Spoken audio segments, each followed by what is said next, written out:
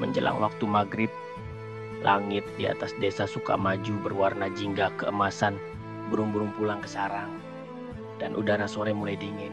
Di tengah suasana tenang itu, Pak Lurah Sarman berjalan pelan menuju rumah Pak Rungkat, salah satu warga yang dikenal suka ikut campur urusan orang, tapi juga sering diminta bantu doa ketika ada hal-hal aneh terjadi di kampung.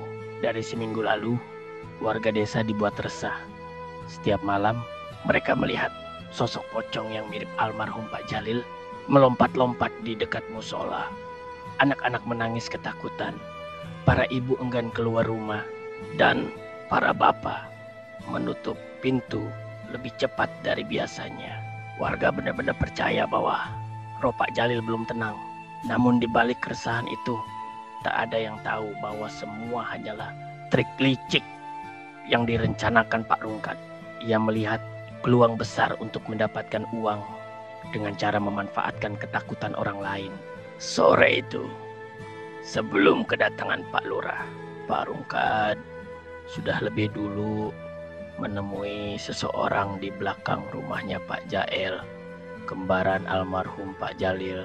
Tak banyak yang tahu bahwa Pak Jalil dan Pak Jael adalah saudara kembar. Setelah dewasa, mereka hidup terpisah. Jalil menetap di desa, sementara Jael merantau ke kota. Warga bahkan mengira Jael sudah lama meninggal. Pak Rungkat memanfaatkan fakta itu. Dengan suara pelan dan penuh tipu daya, ia berkata kepada Jael, "Jael, kau mirip Jalil. Kalau kau mau bantu aku sedikit, aku pastikan kau dapat bagian. Kau tinggal pakai kain kafan lama dari gudang belakangku.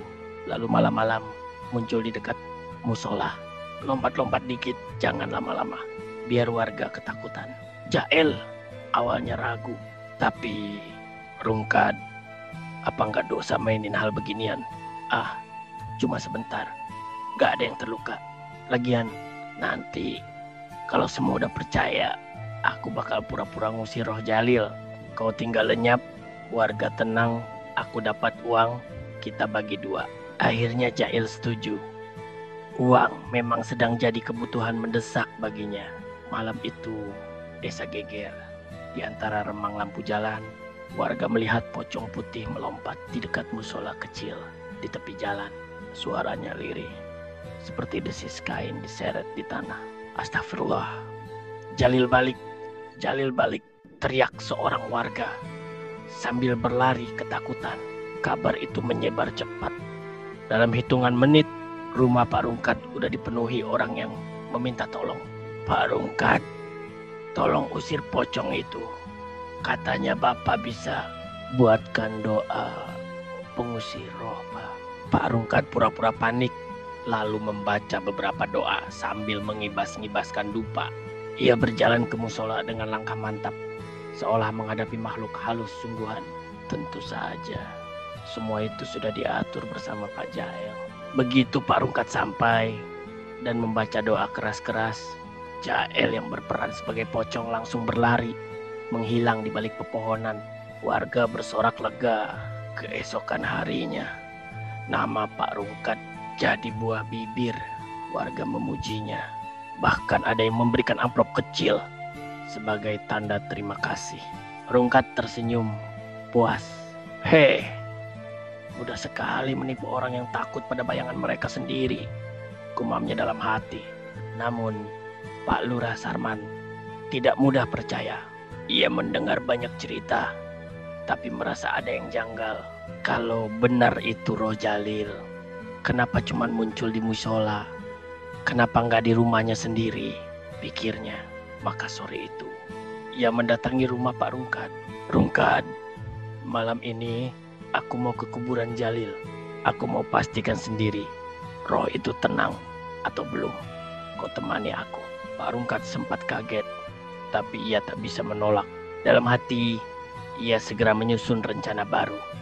Ia tahu kalau lurah sampai tahu kebenarannya, tamatlah dia. Ia lalu bergegas mencari Jael. "Jael, malam ini kita main lagi. Kali ini di kuburan. Tapi hati-hati, yang kau takuti nanti itu Pak Lurah sendiri. Aku akan pura-pura nggak lihat apa-apa. Begitu dia ketakutan, aku minta imbalan besar. Jael hanya mengangguk pelan. Baiklah Rungkad, tapi setelah ini aku tak mau ikut lagi.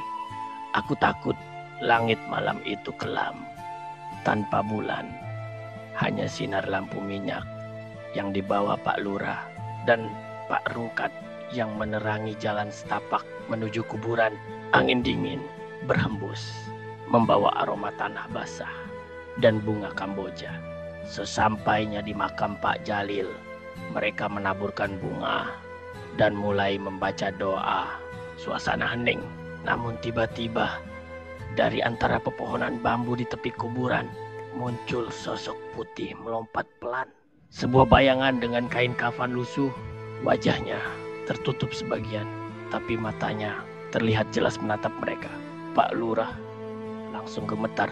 Rungkad, itu Jalil. Jalil hidup lagi. Pak Rungkad berpura-pura tak melihat apa-apa. Mana Lurah? Jangan bicara sembarangan di tempat begini. Jangan-jangan cuma bayanganmu. Ya, tapi pocong itu semakin mendekat. Suaranya seperti desahan berat. Pak Lurah menjerit kecil, memegangi dada. Rungkad, usir dia. Aku mohon, aku akan bayar berapapun yang kau minta. Asal jangan biarkan dia mendekat. Mendengar itu, Pak Rungkad tersenyum licik di balik kegelapan. Ia mengangkat tangannya, pura-pura membaca doa keras-keras. Demi Allah yang Maha Kuasa, pergilah wahai roh yang gentayangan. Jael sesuai rencana perlahan mundur dan menghilang ke balik pepohonan. Pak Lurah terjatuh berlutut, wajahnya pucat pasi. Beberapa menit kemudian suasana kembali tenang. Pak Lurah menghela napas lega dan menatap Rungkad penuh kagum. Terima kasih Rungkad, kau benar-benar penyelamat. Datanglah besok ke balai desa, akan kuberi sedikit hadiah atas jasamu. Pak Rungkad hanya tersenyum tipis. Tidak perlu Lurah, saya ikhlas bantu desa. Namun di dalam hati ia sudah tertawa puas. Tipu dayanya berhasil lagi. Namun yang tak disadari Pak Rungkad, malam itu ada seseorang lain yang juga berada di sekitar kuburan. Seorang pemuda penjaga makam yang dari jauh melihat dua bayangan berjalan keluar. Satu Pak Lurah dan satu lagi pocong yang membuka kain kafannya. Dan ternyata manusia biasa. Pemuda itu tahu sesuatu yang busuk sedang terjadi dan mungkin